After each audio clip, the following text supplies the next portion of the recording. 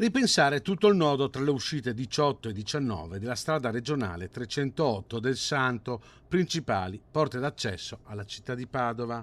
È con questo spirito che la Regione, attraverso il bando pubblicato da Veneto Strade, ha dato il via a una gara per un importo di oltre 3,3 milioni di euro.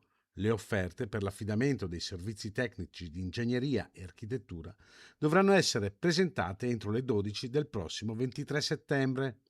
La Regione ha stanziato 50 milioni di euro per la realizzazione dell'intervento, spiega Marco Zecchinato, assessore alle infrastrutture del Veneto. Il progetto prevede il potenziamento della strada regionale 308 tra gli svincoli 18 e 19 con 3 corsie per senso di marcia e la riqualificazione dei medesimi svincoli con interventi finalizzati a migliorare la gestione dei flussi e i collegamenti con la viabilità cittadina. Il bando comprende la progettazione fino al livello esecutivo, le indagini e gli studi specialistici necessari, oltre al coordinamento della sicurezza.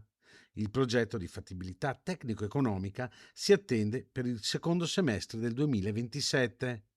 Il nodo di Padova Est, infatti, è un tratto viario di fondamentale importanza per la città del Santo e per il Veneto. La Regione assicura che in fase di cantiere saranno ridotti al minimo i disagi per i cittadini.